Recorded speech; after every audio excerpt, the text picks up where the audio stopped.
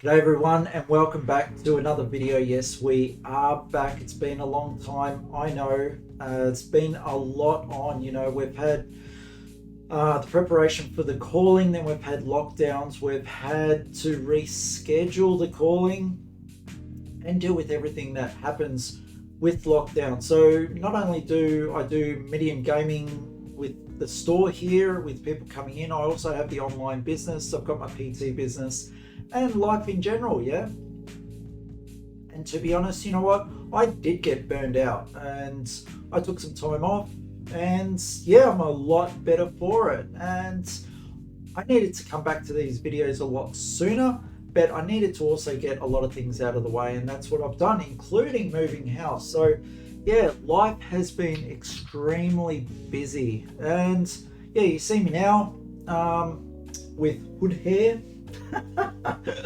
and gloves. It's cold. I've been working at this desk all day, and I've just realized that how cold it was. And lucky I had some gloves here. I haven't even been bothered to get up and put the heater on. So one thing I did want to do today though is talk about the drafts and specific Levia for this. So I'm going to get back into the videos. I don't want to just be doing a video for the sake of the video. I want to be providing some, really good content for the people that are starting up in the game. I've had so many discussions with getting people into the game and providing stuff. I've even got little projects going on to help people get into the game a lot easier as well.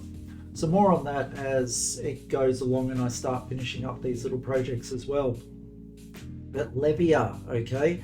So in the drafts that you're possibly playing in at the moment, you would get a good idea of the player base, especially if you're playing quite a bit with your locals or going to various locals. And you may see a lot of Prism, Boltyn and Chain, and a lot less of Levia. Now, I could be wrong in that respect. Everyone's meta is different. What I have found personally is that people will play what they're comfortable with. Now, it's hard to give up those Prism cards. Yeah, you see those beautiful big attacks, so cheap, and you're like, damn, I'm going to just go with that. Boltyn has some fantastic attacks, can be very aggressive, and Chain, well, Chain has been like some crazy plays. Wow. So those three characters I expect people to be more comfortable with and taking. And when you see Levia with the RNG format, which is just the randomness of not knowing what's going to happen, usually left to the side, which means if you're drafting Levia, or you go in with a mindset that potentially Levia is where you're going to start, plant your flag and go from there, you're most likely one of the few players that are going to be taking Levia, if not the only player, depending on what your pod size as well. In a normal 8-person pod, you can expect that you're possibly going to be the only Levia player and hope that another character has 3 people going for them, yeah, like a Prism or maybe a Chain. So you'll find that early on in the packs as they're coming around. Like my last draft, I found quite a few Levia cards still left, so I knew the decision I made was right. But now I just want to go over 1, 2, 3, 4, 5, 6 points. 6 points that I've got written down here because I don't want to forget them, in regards to items that you should be thinking about and looking at if you've got a mind towards Levia and wanting to take the advantage of human nature to go with what they know, to taking something a little different and hopefully benefiting from that, seeing you'll have the entire card pool to choose from, yeah? So when I open that first pack, the first thing I'm going to is the generic cards looking for a 6+ attack. Not only are they good for Levia, they're also good against Prism, okay? So stopping those attacks full on. Generic as well, because it can be used for any other hero, just in case you change your mind starting to see the packs come across and maybe the Levia cards are gone and someone else has taken Levia and you have to make a decision. The 6+ generic attack cards are probably the highest on my list. I look for them.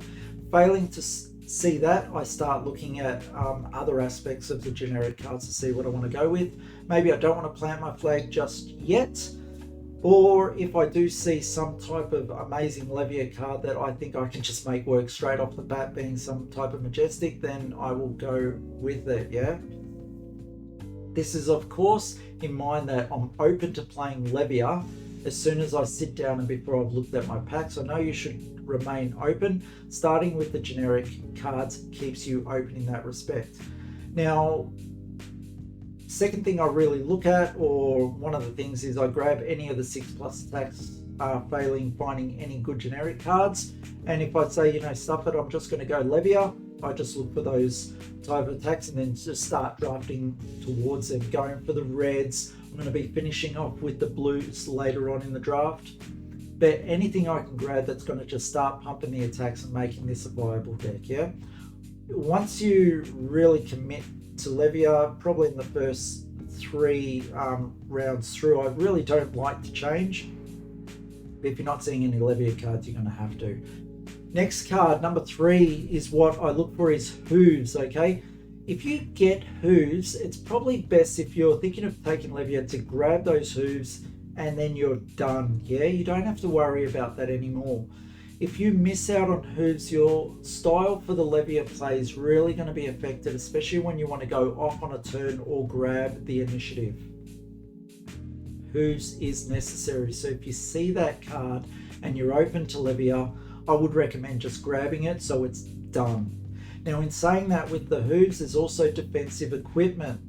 A lot of people don't put a lot of scope in regards to equipment, and they look for the defensive cards.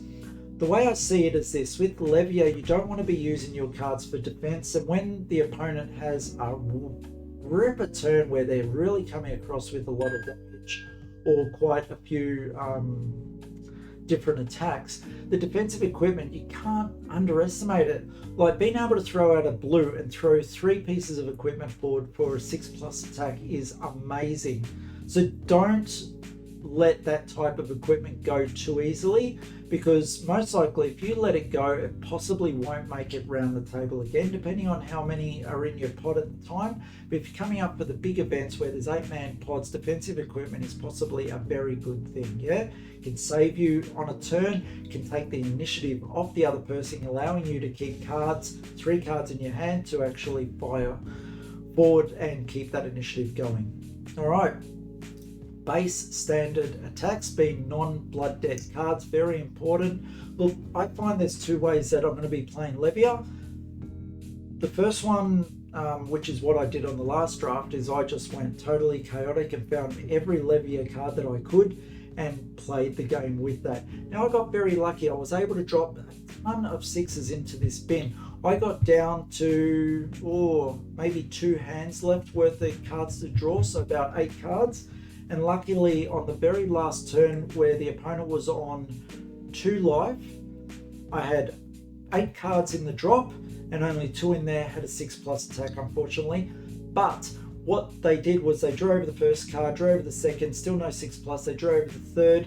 It was the attack coming through with Dominate. They were only on 2 life. I was doing 5 damage. I could only block for 3. I won based on the fact that it was Dominate and that they flipped over a 6+ attack card. But if you want to be winning your games more consistently, perhaps a better approach would be looking for base standard attacks without the blood debt.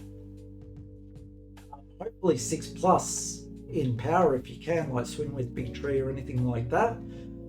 So what you're doing is you're throwing your blood debt cards into your resources, hoping that they come up later on in the game, and you're using your base attacks to just fill up the graveyard, so then you can use them to actually banish those cards later on to actually get your effects off. Really depends on how many 6+ attacks that you had. I believe I had 13 in that draft of 33 cards or 32 cards. So a bit under 50%, which is not where I wanted to be, and luckily I was able to take it out. I believe I got 3rd in that whole draft of 7 to 8 players.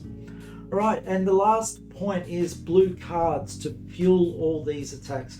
Levia doesn't want to muck around, yeah? So you need those blue cards in order to fuel those attacks that she's going to do, because these attacks are so important. It's all she's got. Many of her cards, in fact, don't block at all. So if you're stuck there with cards that don't block, you want to make sure those attacks really have a massive impact in the game. You want to be getting those cards with the 6-drop happening to turn off Levia's ability to flip over your hooves and attack with the second card, hopefully doing 7+ damage, yeah?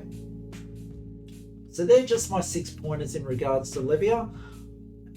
I'd love to be proven wrong. I'd love to know anything that I've missed. So if I have done that, please put it in the comments. If you've liked the video, give us a thumbs up. If you're not a subscriber, please think of subscribing. It's about a second of your time and it means so much to us. I want to thank everyone that has subscribed to us, taken us over, I believe, 600 subscribers. You know, I haven't even been on this channel in a little while I've been trying to do life in general, yeah? So it's really good to get back and really good to see that I'm still having an impact on people's games and people are still getting stuff out of these videos, and I just want to do so much more for the community going ahead, okay? Thank you everyone for your time today, and we'll see you on the next video. See you all.